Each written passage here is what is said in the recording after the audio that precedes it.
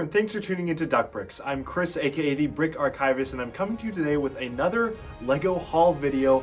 I just got a ton of cool LEGO packages to unbox. I believe they're mostly Bionicle and Constraction stuff, so if you're interested in that, stay tuned. And these are all going to be going towards my goal to build and review every single fan-created and canonized Bionicle model. You can check out my reviews for Makuta Miserix and Top Duck in the description below, and stay tuned because I have already built the Melding Pterodax models, the Artaka model, Toa Helrix, and much more, so those reviews are in process and coming your way very soon. But without further ado, let's go take a look at the haul. Alright, so starting off we have quite a few Bionicle related packages. I'm pretty sure I know what's in these, but let's just take a look. Just in case, let's open this guy up. Alright, let's see what's inside. Oh, this is pretty interesting. It's the first time I've gotten a little, what is this, a business card? Oh, this is actually the first time I've gotten this from a Bricklink order. This guy apparently is a real estate agent, so if anyone needs real estate work done, call this guy. But let's get to what's actually in here. First of all, I have a lot of the Technic quote-unquote voodoo balls. These are just the regular ball joint pieces, which I find immensely useful during builds. I have a ton of these Throwbot and Robo-Rider kind of strange Technic parts, including the Liwa Mata hands, which I'm going to use for the Tatarak, as well as a bunch of different older pre-Bionicle parts here. You can see mostly Throwbot bodies. A lot of different colors of the classic hand piece. I always find myself running out and needing more of these, so if I see a store that has them for a reasonable price, I just try to get as many as I can. I've also tried to get a ton of these hinge and joint pieces, which are actually incredibly useful for a lot of the older Dark Hunters and Rahi. A lot of them employ these pieces that were not really used past 2002, so they're pretty rare. These newer Technic pieces, on the other hand, are much more modern, but equally as useful, if not more useful. These are incredibly helpful, so I just like using those in all sorts of builds. And the same kind of goes for these parts here. You can see these special Technic parts, besides the transparent red pieces, for use in a Dark Hunter build.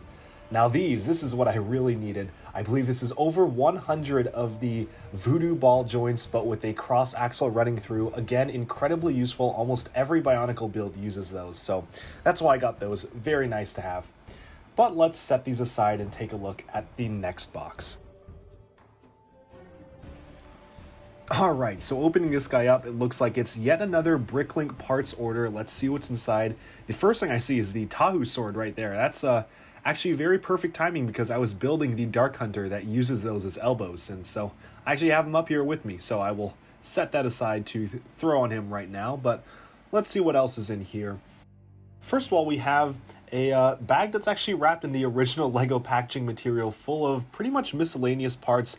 These are Rakshi bodies, Nuva armor, Technic block pieces, Rakshi feet, pretty much just all sorts of Bionicle pieces, and a lot of the black pieces there are actually Throwbot heads, which surprisingly get a lot of use in the Dark Hunters. Moving on to this next one, it's a very special one full of the purple Pakaris, super useful for one of the Dark Hunters, I believe it was Eliminator, as well as the purple Krana that came with him as well. I need these Parak shields for one of the Rahi, I think the Spiny Stone Ape was the name, some Hordiga bodies, and a ton of the Nuju Ice Spike crystal things, and these were used in actually quite a lot of the builds like the Rahi and Trackers. Same with the Vaki heads. The Vaki head spike things were used as the legs of one of the Dark Hunters, so just very useful pieces all around. And oh, another bag full of the Nuju climbing spikes. Don't know why those were separated out. The final thing in here, let's see, oh yes, the hoses.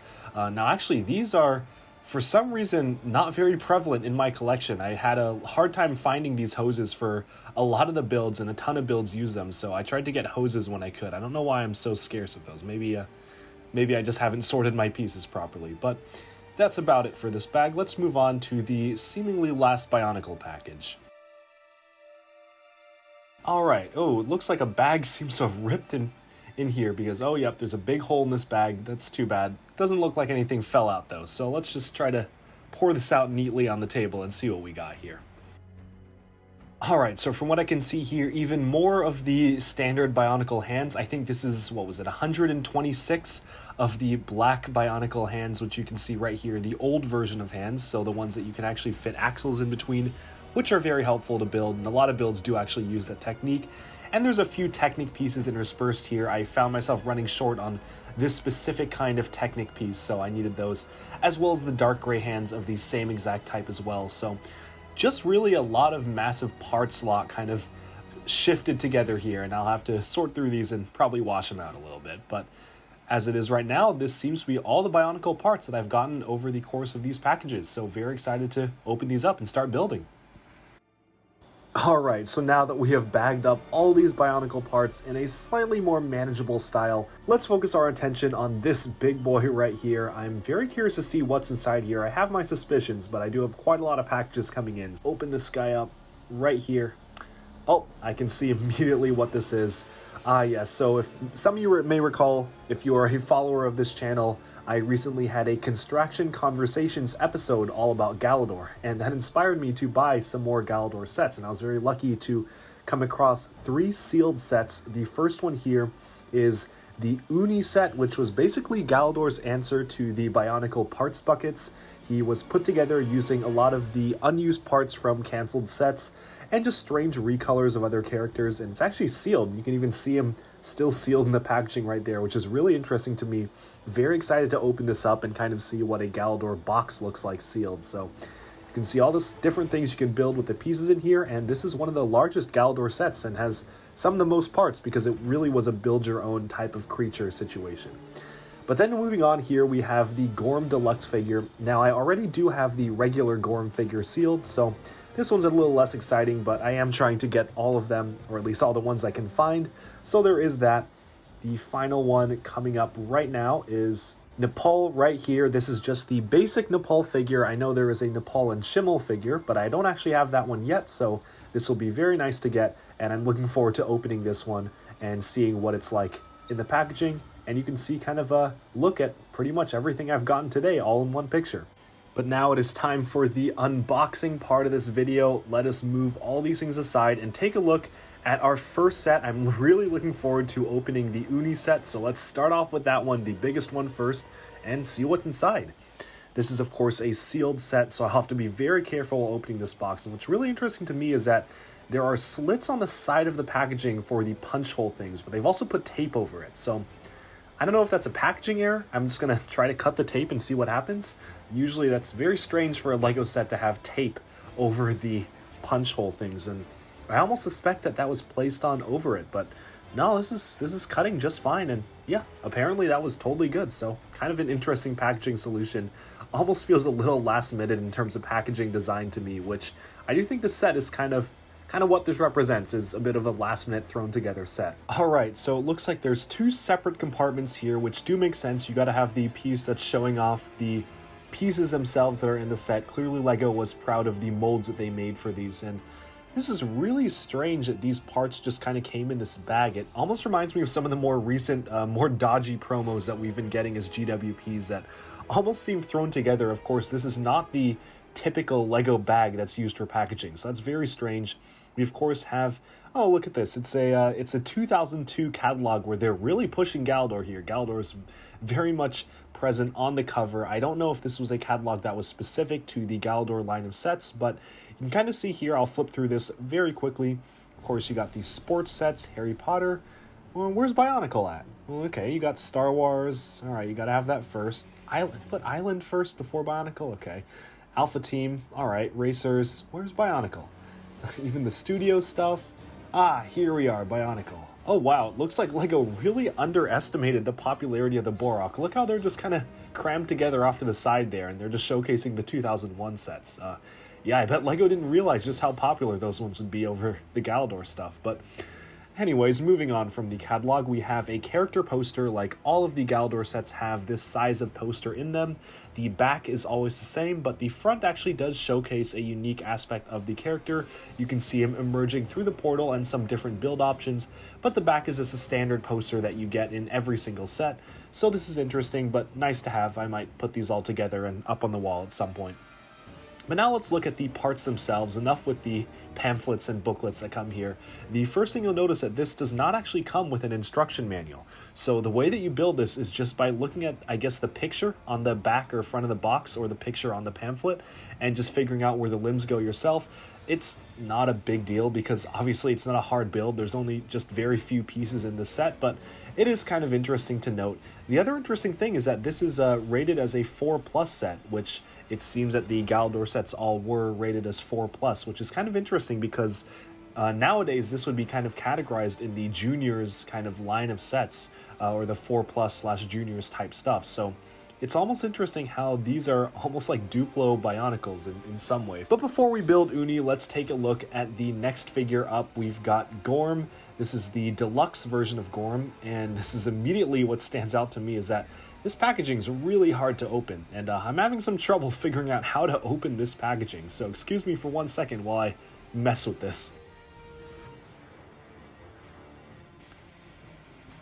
Ah, victory. Alright, so first off, we've got the head, which is already attached to the body. It has a slightly different print than the normal head, and I've got to remove all these kind of disintegrating rubber bands that are stuck that used to hold the parts in place, but since it's so old, they've disintegrated by now. So yes, you can see his head right here. That one does come off, but it did come attached to the body, and it is, of course, the same exact mold as the normal Gorm. Now, this piece is kind of interesting to me. It's some sort of shooter mechanism. This looks almost like the Technic competition cannon type style of shooters, but wow, I'm having some trouble figuring out how exactly to push this lever to activate this shooter. Oh, there we go. Looks like you push that right to the side right there, so let's show that off one more time. Yep, that thing comes flying off. Honestly, not a very good projectile, if I have to say. It's kind of strange how the rubber element is just kind of molded around the plastic projectile part, which is very strange to me. And the elbows are actually already attached together, so it's kind of interesting how they did that.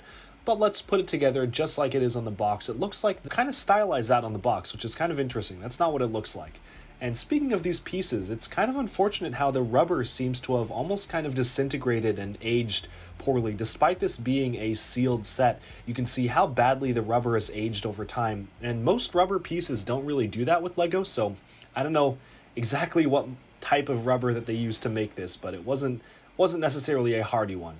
You can see we've got another version of the poster here, this time of course featuring the titular character, Gorm Deluxe, but the back is just the same poster that you got in the Uni set and whatnot, so nothing too crazy going on here. Before we move on, let's just try and quickly put this guy together based on what we can see on the back of the box. Alright, so there we have it, Gorm Deluxe in all his glory. Kind of strange how that light gray part of the projectile is sticking out and the other one isn't, but oh well, we do have his extra arm to go along with this one if you choose not to do it. I can probably pretty quickly think of a configuration that can easily put all the parts on here, but we'll put them aside for now and leave that be. Now let's take a look at Nepal. This one should be a pretty quick build to come together because, of course, he's much smaller than the Gorm build and has much less pieces, and we'll see if there's anything interesting about it. So let's open this guy up right here by squeezing the bottom. And again, these packaging, it's really hard to open without damaging, which is really unfortunate because if the packaging is rare enough, I do actually try to save the packaging for older Lego sets and whatnot. So I'm going to be a little less careful, though, than I was with Gorm, because I don't think there's any way that I can do this without ripping it slightly. So pop off the head there. And yeah, look, that blue piece isn't actually molded in. It's a completely separate piece, which is really interesting. You can see the body just kind of slopes up around here. And this piece honestly kind of reminds me of some of the stuff that they did, even with the CCBS Star Wars pieces, like the Han Solo collar piece, I think, or even the Humongousaur Ben 10 piece. And now this is really interesting. Look at that. If you move a spike on the back of his head, you can, what are those, goggles, or is he squinting? Put these goggles or change the expression of his eyes down just by moving his head, which is not really something you see often in Lego, so that's pretty cool. This is also spring-loaded, and you can even see the metallic spring here. Again, not something that Lego normally does, so a lot of really interesting stuff here. But in terms of everything else, it's pretty much par for the course. What is interesting to me about this figure, though, is that the limbs are pretty much unique to him. There isn't really any other figure that uses these limbs, and unlike, say, the Gorm pieces reused for the humanoid stuff and the Jen's robot pieces are reused for the Uni set, this actually just reuses basically nothing, and all of the limbs are pretty much created for him, right down to the fur texture on this one. The robotic arm only appears in this set, although I think that would have been a good choice to include in the robot set. I don't know why they didn't do that. This foot, actually, look at this. You can rotate the foot once you put it in, it's not just one solid piece. You can actually rotate the feet and the arms all the way around, which is really interesting. You can't separate the white from the blue, but you can rotate it, as you can see here. That goes to the other arm here in case you don't want to use the robot arm, which can open and shut like so. But yeah, there you can see the figure right here with the very interesting goggles. And look, again, you can completely rotate the feet. So really interesting. I can't detach the feet, but I can rotate them. So I'm curious to, part of me kind of wants to rip that apart and see how that's built on the inside. But now, setting him aside, before we move on, let's take a quick look at the pamphlet that comes with him. Yeah, you can see Nepal arriving through the portal. He's facing off against Gorm. Jen seems to be helping him, and he is shape-shifting, which you can see all sorts of configurations that you can build with these pieces. So all sorts of fun stuff here. Again, nothing too out of the ordinary with the other Galidor figure pamphlets. But let's move Gorm off to the side and start building the Uni figure right here.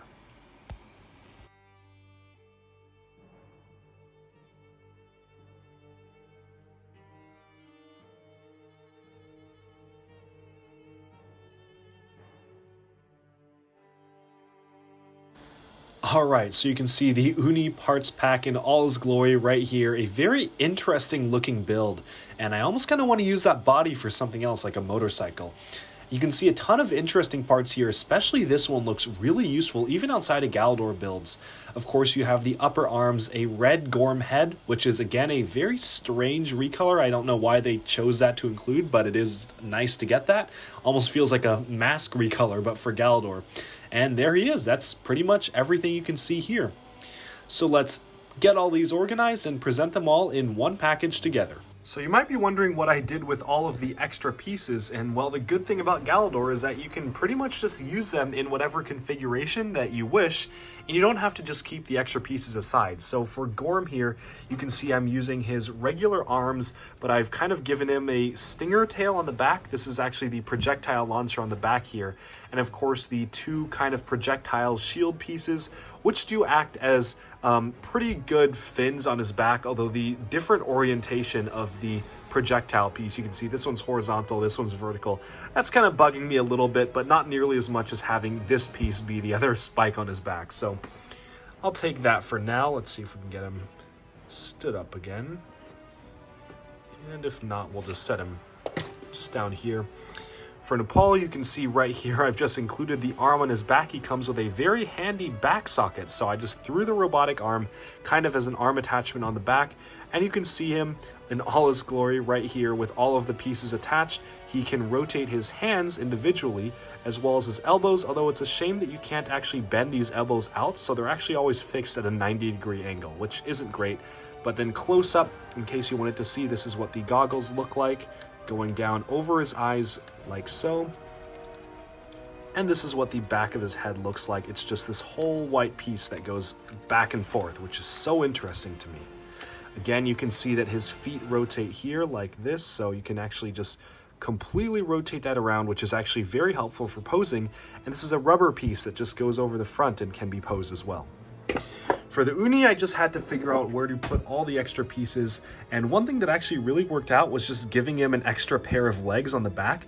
In fact, he only had this front pair, and while it is possible to have him stand on just these two legs or use the black ones, obviously I wanted to incorporate all the pieces in the set, so I included this block at the bottom, slapped the red Gorm head onto there, and sure, you can kind of just see that as, I don't know, part of the body or part of the carapace in the back. And the legs actually work out to form a really stable platform while he's walking because he has 4 legs back here. And then everything else pretty much just stays the same. He's got his 4 arms up front, his headpiece right here, and then the 2, let's say the Gorm armor pieces on the back, and that makes for a pretty complete figure right here. And it almost looks like it was made for this, just how well these pieces look when they're put together. So very nice. So before we wrap up here, I got one last box while filming and editing this video, so let's take a look at what's inside. You can see a ton of different Rakshi, and now not all of these are complete, but the reason I got these is because I am trying to build all of the Rakshi combiner models, and while I do have quite a few Rakshi parts already just loose in my collection, I figured it'd probably be just easiest to get a random bulk lot of Rakshi. And you can see here that, yeah, they're not all in perfect condition. And the really great thing is I found this one, not on Bricklink, but on eBay. And it's always very nice to find an eBay listing where someone maybe doesn't really know the value of old Lego stuff and is selling them for super cheap, which I think I got all these guys here for, I don't know, around $10, which for being mostly complete, I think is a pretty good deal to me. Getting 6 almost complete Rakshi here. I mean, it pretty much looks like they're all complete except one of them's missing a head, and a few of them are missing the feet, but all the staffs are there, all the main pieces are there for the body and whatnot. So very excited to build those. Well, it looks like I have a lot of building to do. I've now spread out all the new pieces along this table, so I'm very excited to get started with building, and you can see kind of a work in progress. One of the Dark Hunters from the canonized Dark Hunter book, I've been working on a very cool one, actually. Really nice shaping for a model built around that time frame, so that's in progress. He's missing hands right now, but I'm very excited to bring you reviews of all of the other fan-created canonized models I've created. So thank you so much for tuning in, and I hope you stay tuned to Duckbricks for even more LEGO and Bionicle news, reviews, discussion, and analyses coming your way very soon. Thanks, and bye-bye for now.